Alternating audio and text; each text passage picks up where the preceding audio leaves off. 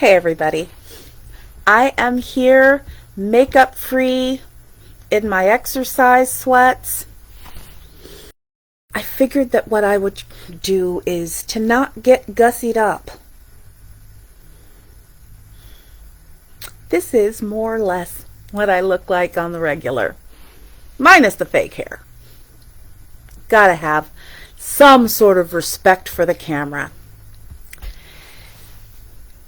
There are a lot of things that I've been wanting to write and videos I've wanted to make over the last few days, but I have been a bit derailed. And I think that it's important to share with you all why and why my bandwidth became quite low this week. I'm going to talk about some things off the cuff, but on the record. And I think it's important for you all to know this. I am either going to have one of leadership team write a transcript of this, or I'm going to do it myself. But it was important for me that I am able to do this in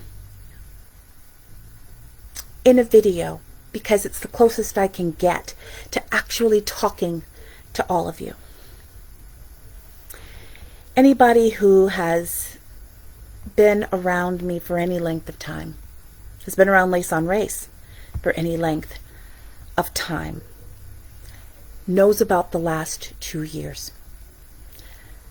I have tried to toe a very fine line between being close-mouthed about it, but also being too much, what some people might call oversharing. The reason I think that it's important for me to be able to have this conversation with you right now is it is one thing when things affect my professional life. I can just plow through and keep it moving. Even when it affects my personal life. But here in this season, when in my faith tradition is time for contemplation and, dare I say, anticipation, it has gotten to me.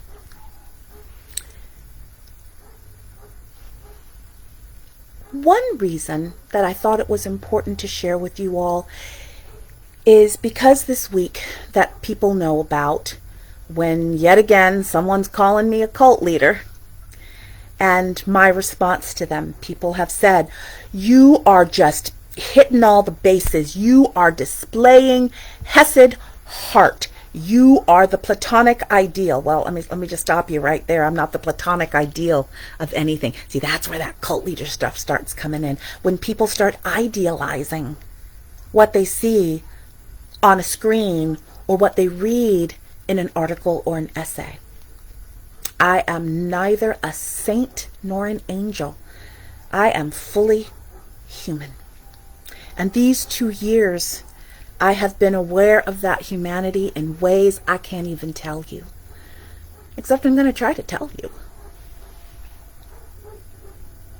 It was about this time, 2 years ago, when I started seeing, let's just say, as kindly as possible and as somewhat circumspectly as possible. That feels much better.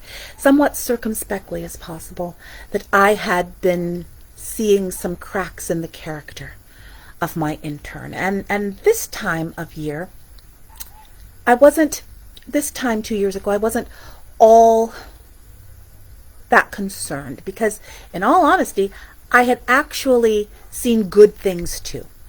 And I am one, when it comes to character formation or mentoring, is one who plays the long game.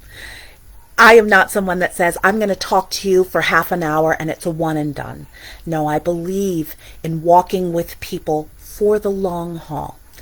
And since I thought I had the long haul to spend with this particular intern, the certain softness, the certain hardness that I was seeing, I figured I had time to be able to address lovingly, kindly, gently, but relentlessly. I was wrong.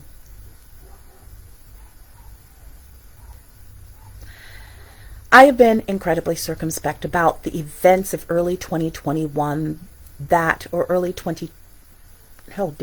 2021 that led to the aftermath of the rest of 21 and into this year. And I am not going to, for reasons of confidentiality that I'm not bound to legally, but I certainly am bound to morally and ethically, I am not going to go into the specifics. But I will say that that intern left a staff meeting after saying some pretty incendiary things to me, and whether or not she was an intern, I was still her boss, manager, and supervisor, and then left the staff meeting. She agreed to a process of repair that she did not follow through on or finish. At the same time, this was the last week of January 2021, she expected to sit on my board and be one of the original signatories for the newly established nonprofit Laysan Race Center for Racial Equity. I was open to that as long as I could see that she was doing a good faith repair process and that she would allow herself to be tutored and mentored. She did not. I kept on speaking with her up to hours before that meeting. I loved her still, but there were some things that I was not going to allow to happen. And that would be the degradation of the newly formed Laysan Race Center for Racial Equity, and also a walk back of bylaws and guidelines for how we as a board and leadership team would conduct ourselves, including an entire section on the repair and reconciliation process. I was not going to waver from that. The stakes were and are entirely too high. So, she was not there that evening. And 4 days later, about that, the onslaught began. That has not let up. There was a trip that I went to along with this intern. I'm going to make up a place. We went to Coeur d'Alene, Idaho. A place I'd never been, place I did not have any reason to go to, except for that intern insisted that I did. And managed to completely mischaracterize both my reason for going. It was essentially a job. I was there for support. And took pictures that were beyond unflattering and gave a narrative that was beyond untruthful.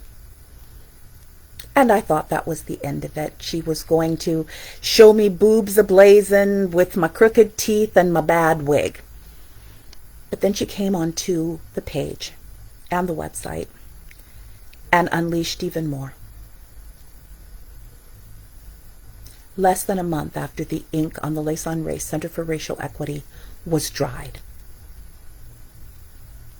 I've said this before, but I'll say it again because it has some meaning here and some relevance to what I'm going to continue to talk about. We never lost eyeballs. Some of you might be dormant, but our numbers have actually increased. Where she wanted to hit, though, and where she was ultimately successful in hitting, was our revenue stream. After I retired in October 2020, we lost about a quarter of our revenue stream, and then we lost another half after all of this went down in February of 2021, and we have never recovered.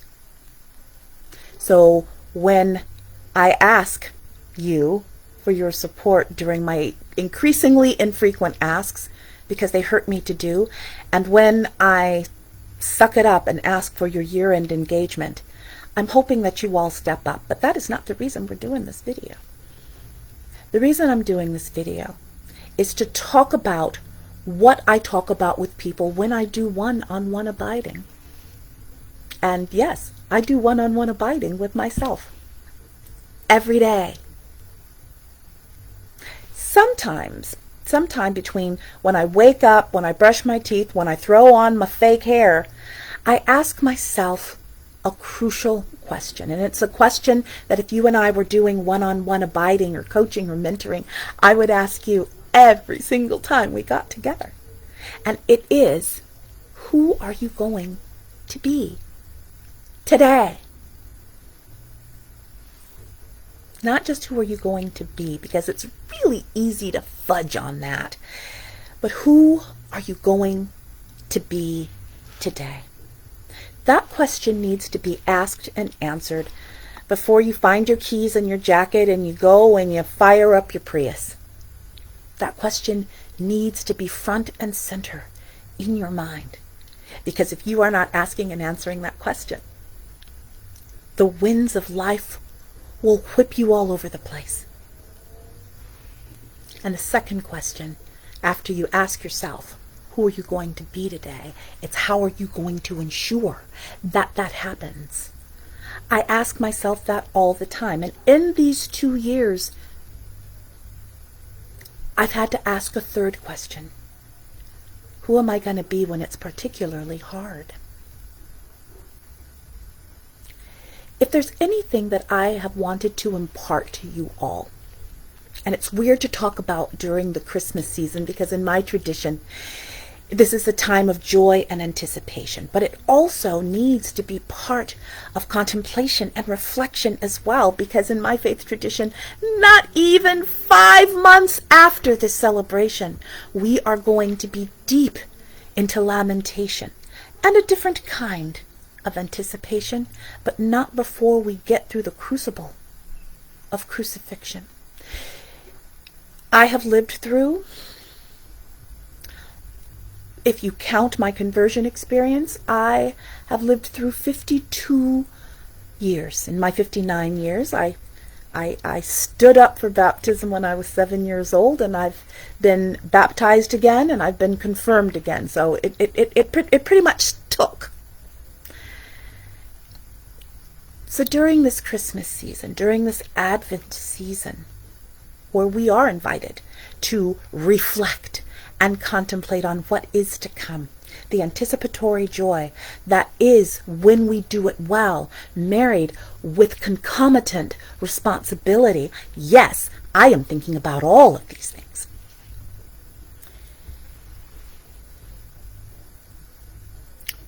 This year has been a good time for reflection and contemplation. My mother died in March of this year, during Lent. And not far after, while I was dealing with the crucible of impending crucifixion and knowing that I was going to have to live through the first Easter, the first resurrection, without my mother. This was also about the time when they decided, these people, my intern and her friends and her colleagues, to lock and load again. You'll see in the essay that should be up later on. It's not easy to write, and I'm doing it slowly. Julie said that I need to take care of my mental health, and I will do so.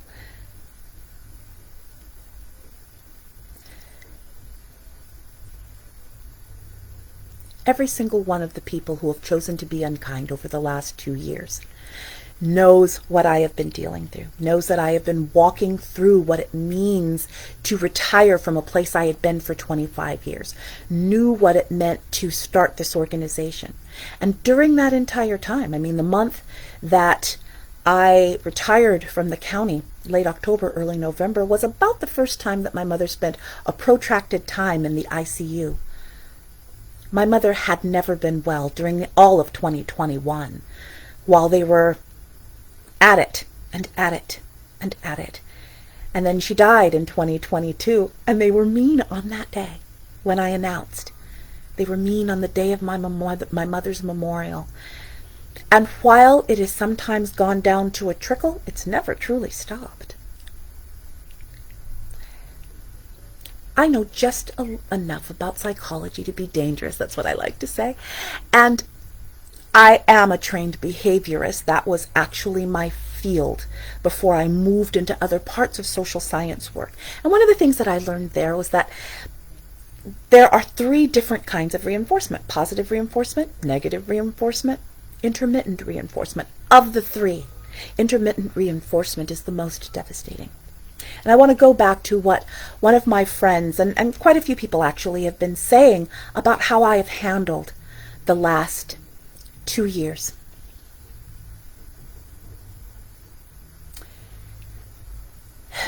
But in order to do that, I got to give you a little bit more backstory. There is who I am, sitting here in my house at the coronavirus couch somewhere in North Encanto Lemon Grove. I always say that I give, when people talk about, especially people, even sub-Z-list public figures like myself, when we talk about things, we talk about our real lives, our actual person, and our persona. And I have never done very much of that. I've given you an ever so slightly sanitized version of the real me. I mean, what else am I going to do? I mean, usually with eyeliner and a little bit of mascara and lipstick, but basically you get me. But there is about 1%, 2% that I hold in reserve. That number swelled to about 5 to 10%. And part of it was because of the fact that I face you in one way or another every day. And it's never more true than when I'm talking about everything that went down these last 2 years. I can talk about, I feel some kind of way, but I'm bouncing back. I feel it, but I'm resilient. I don't completely know.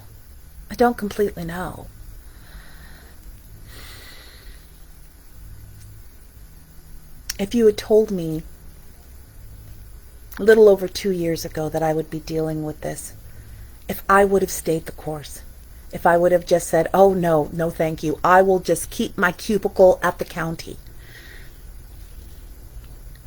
I didn't know.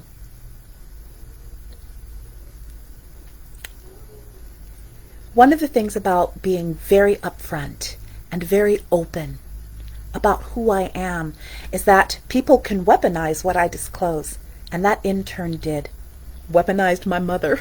Weaponized my dog. Weaponized my mental health struggles.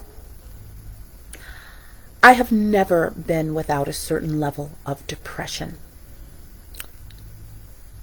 That's just true. And so I think that gives me a certain insight, a certain compassion, and a certain solidarity with other people who also struggle with mental health issues. And the good news that I want to give people on the daily is that does not have to be a deterrent or a caveat or carve out to an effective and reliable and resilient racial justice and social justice praxis. I have been doing social justice work since I was 18 years old. Dear Lord, that's 41 years ago. Never absent a clinical diagnosis of either major depression and or complex post-traumatic stress disorder. The intern and her friends knew this too. The intern and her friends know that the most important part of my life is being a woman who walks with spirit, who walks with God. Sometimes I call God Ralph, who walks with Ralph and tries to do it in an effective and more importantly, an authentic way. And they knew the thing that would cut like a serrated knife to the marrow every single time they uttered it. And that was cult leader. I hesitate about telling you all about how I live out my convictions as a woman of God. partially because I don't want to alienate some of you for whom organized religion has been nothing but painful. I don't want to give anyone an excuse to turn away or to close their laptop when they see me. But the fact of the matter is that my faith walk has deeply informed my racial justice praxis, just as my racial justice praxis has deeply informed my faith walk. This is an incredibly big deal. Here's a fun fact that most of you don't know. I am currently in training for licensure with a denomination. I'll name the denomination Mennonite Church USA through Mennonite Mission Network. I am part of the SENT cohort, and I do think that I did announce that earlier. Mennonite Church USA, wait for it, is not a cult. And when I am feeling full of piss and vinegar, I can let pejoratives and inflectives and invectives like cult leader slide off my back like so much water on a duck. I think that I'm going to allow the discernment committee of Mennonite Mission Network decide whether or not I'm a worthy candidate. I've written devotionals. I've given sermons and speeches. I am not a capital B big wig within the two denominations with whom I commune, both Mennonite Church USA and Christian Church Disciples of Christ. But I am a deacon at my church, which is an established mainline denomination. And I have consulted with both of those denominations in my work with Lason Race. And in fact, in a few months, I am going to be giving what I hope will be, at least, if not the magnum opus, the beginning of a magnum opus with Mennonite Church USA, where I have spent the last 2 years talking with leaders within that structure, talking about what it looks like to have an effective and authentic racial justice ethic embedded in the denomination. No disingenuousness. I have said out loud that brown and black people are being harmed within that institution. And if you guys are serious about stopping it, maybe you might want to let me stick around on Zoom calls and, maybe in-person things, make sure I get the bagels. All the bagels. All the bagels. And I've been effective. And it's only been because of Lason Race that I've been able to. Because of you all, I am doing something that I have been wanting to do for over 30 years, which is to be both a Mordecai and an Esther when it comes to major denominations within what people call Christian mainline denominations, traditions. We say that we want change at a structural and institutional level, and you better believe I do. Nobody wants it more than me, which means it is a big deal that people want to hear what I have to say, that people want to hear what leadership looks like to me, that people want to hear what it actually looks like to not just treat black and brown people as asterisks, as afterthoughts, but fully embedded with our cultures and traditions as respected, as those of dominant culture. I would not be able to do that absent Lason Race. To be able to go into governmental organizations and for-profit institutions and give the message of Lason Race. Encouraging them. Who would think that I would go into a governmental organization and dare talk about Hesed heart? And yes, I used Hesed.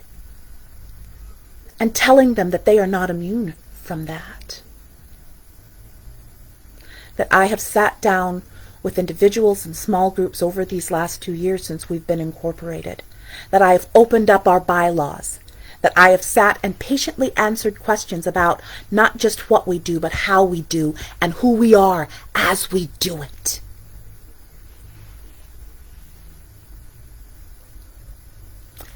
There are days like Thursday. As some of you know, I think I already announced it, but I'm going to have an interview with them tomorrow. I'm so excited. At the Hamlet, which is our 2022 December 2022 community partner, I'm going to sit down with them. I let her know that they were the December 2022 partners. They bookend 2021 going into 2022. The Hamlet almost closed their doors, and in no small part because of the listenership and readership of those of you in Lason Race. They are still here a year later. Nothing made me happier than to drink that cider latte, by the way, yum, and let them know, Y'all, there's nothing like being seen. There's nothing like being seen, having someone say, I see what you do, and I affirm it, and I'm going to back it up tangibly. And so I sat there, and then the next day I came back because it was the Forward Club, and the Hamlet hosts the Forward Club, so I was there 2 nights in a row. It was amazing. Another cider latte, 2 in a row. I'm a happy woman. But then I leave the Hamlet, and I check my phone before I start my truck, and there it is. And interestingly enough, this one wasn't after I was talking about relational ethics, which is where they usually come in and do their dirty work because they want everyone to know how disingenuous I am and how you can't trust what I say. But actually, this was an article, you'll see it, on homelessness workers and how they should be treated better and with more respect and with greater compensation. Who can argue? I shared the letter that I, on behalf of Lason Race, wrote to the San Diego Coalition for the Homeless, or Commission on the Homeless. They're the bunch of bigwigs that set homelessness policy in San Diego. All of the incorporated cities, the County of San Diego, Housing and Urban Development, San Diego Housing Commission, and a lot more. Of course, the police departments are there, and also the sheriff. That's another conversation for another day. But the point is that a letter was written that was talking about frontline workers and how they have one of the most dangerous jobs in all of social service. And the average in San Diego County is $34,000 a year. Nationwide, it's only $30,000 a year. And the second comment was from one of their anonymous posters. They always use fake names. They never show their faces. It was just one word: cult. Cult. I mean, as far as it goes, it was pretty mild. They've done a lot worse over these last 2 years. Boy, howdy. But this week got me, y'all. The younger kids might say, it harshed my mellow. And so we come to, who am I going to be? And you know, if someone's predisposed to dislike you, if someone's primed to dislike you, they're not going to talk about what you advocate for. And they didn't, because who can argue with better pay and better working conditions for homeless services workers? They just kind of go straight into my character, or what they want people to believe is my character. And they know about that too. They know that even above the perfect red lipstick and energy drinks and my beloved Chips Ahoy that I am not purchasing, but I do go past the cookie aisle and just wave at the Chips Ahoy on my way, that what I care about more than anything else, particularly as a complex post-traumatic stress disorder survivor, is that I care about authenticity and congruence. And so if you want to draw blood, if you want to hit me where it hurts, do uppercuts on my authenticity, give a right hook to my congruence, punch me in the nose when you call me disingenuous. And if you want to lock and load with a Luger, call me a cult leader, as I have spent my entire life trying to be a faithful woman of the God that I serve.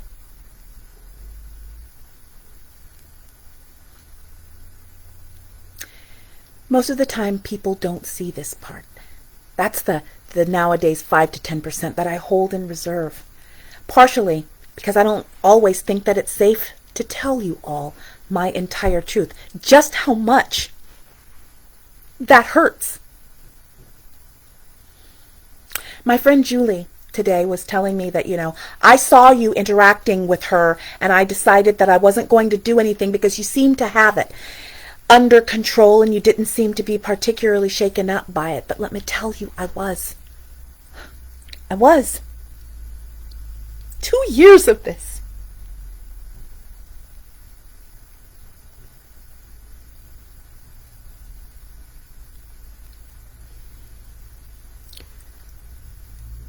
When I'm feeling at my best,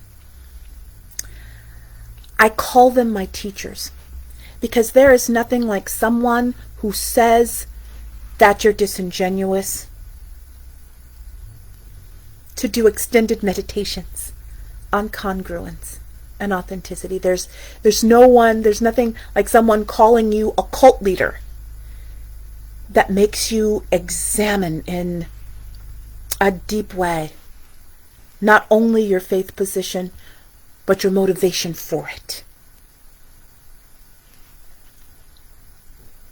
So in a way, these have been 2 very productive years.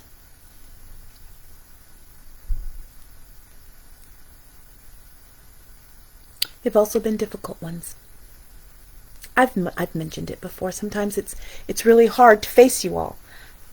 I don't know which of you really are just here for the fireworks, to hear someone call me something mean yet again. But what really got me this time was I don't know what she was calling herself. I think this time Kate or Catherine something, I don't know. But they were saying, well, no one shows up for you. I don't see anyone here who's standing up for you or backing you up. And you know what? This is where I told a little bit of a white lie when I said,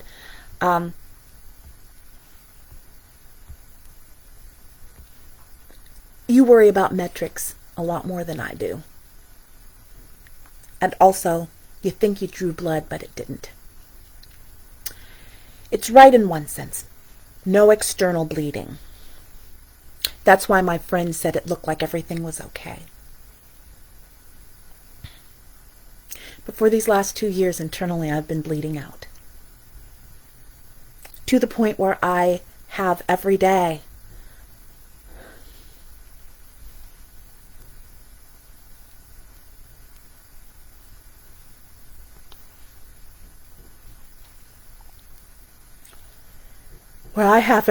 asked myself, as I ask who I'm going to be and how I'm going to be, whether or not God wants me, whether or not the universe wants me, whether or not Ralph wants me to continue this.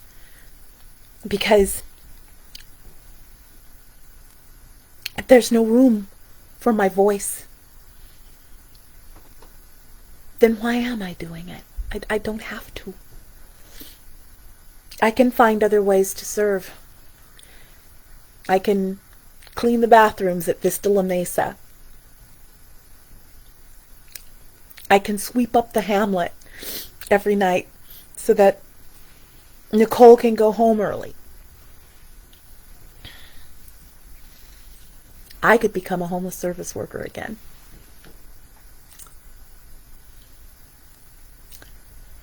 But every day, I don't get permission to stop. And by the time the middle of the day is there and I've had a couple of meetings and I've had coffee with a couple of people and I've written an essay or I've done a video or I've just read a book and sat there for half an hour pondering about the connections. I mean, who would think that I would do a video on James Hoffmann and coffee and risk and reward and the power dynamic? 10 years ago when I was a clerk for the county, you'd have had a hard time telling me I would. But it's been this space that has given me the room to be able to do it. And if people want me to continue to do it, I will. So as I ask myself, who am I going to be in the mornings? Well, eventually the day winds down and I brush my teeth again, and then I take off my fake hair and I ask myself this question.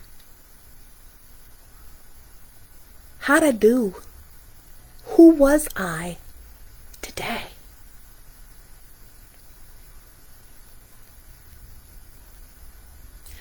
I think I've comported myself quite well over these last 2 years and will continue to do so. However, the people who insist that I am a cult leader, a disingenuous, fake cult leader, will continue. They'll come back with fake names. They'll make sure that they talk to other people. They'll come at you in direct messages. And they have come at a lot of people in direct messages calling me a cult leader. And I don't know how effective it is, but let me tell you, these last 2 years have only been as effective for them as y'all have allowed them to be. And let me also tell you something else. In this season and day of kind candor, you cannot say that you stand for and with black women while you allow another black woman to twist. And I'm saying this not for me. The damage is pretty much done with me.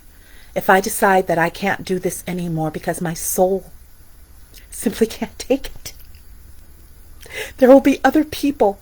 And you better believe that if they don't have me to lock and load on anymore, they will find another black woman or another brown woman or another AAPI woman to harm and to do violence to. And you guys need to learn in ways you have not learned in 2 years how to show up for them. So yeah, I wish people had shown up for me more, but not just for me. It's like if you don't learn how to do it, you're not going to learn how to do it out there. If you are watching me, if you are one of the people who like to say that they're a part of Lason Race, even though I've never seen your face and I've never read anything you've written in a comment or a response, well, if you're going to be one of those people, then you need to really be one of those people, because it only gets harder from here. I think that I have done you all a disservice in pretending that it was easier for me than it was. But how effective would it have been if I cried on camera every day? Y'all wouldn't want that either. See, y'all want me to have a little bit of discomfort, maybe even a lot. But you don't want me to show it. And you certainly don't want to be moved by it. In a video, either tonight or tomorrow, because I'm losing light here at home, and it depends on whether or not I want to put on a pair of shoes and go to the center and do a real video in the real set. We're going to learn about what empathy means. And we're going to start from the performative. Like the people who call me a cult leader call me performative in the pejorative sense that people use nowadays. Don't believe what she says. It's just all performative. We're going to go from the performative to the intellectual, to the emotional, to the compassionate, and right back, believe it or not, right back to the performative in the way the term should be used.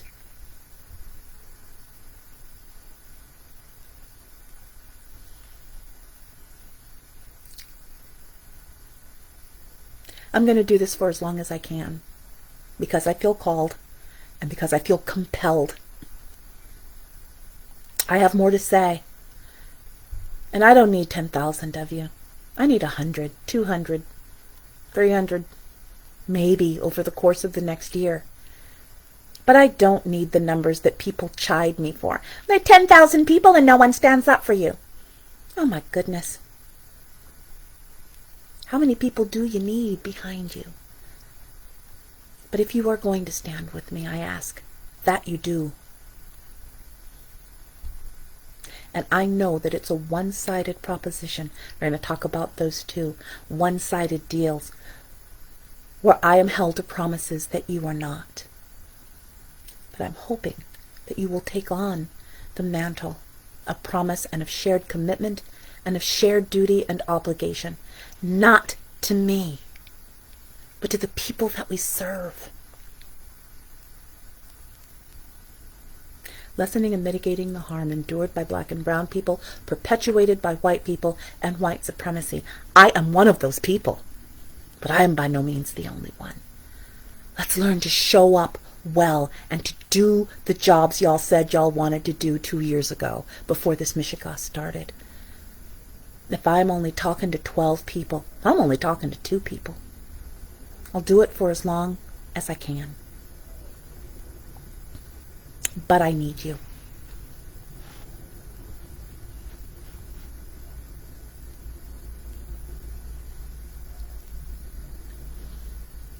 I need you. Thanks for listening.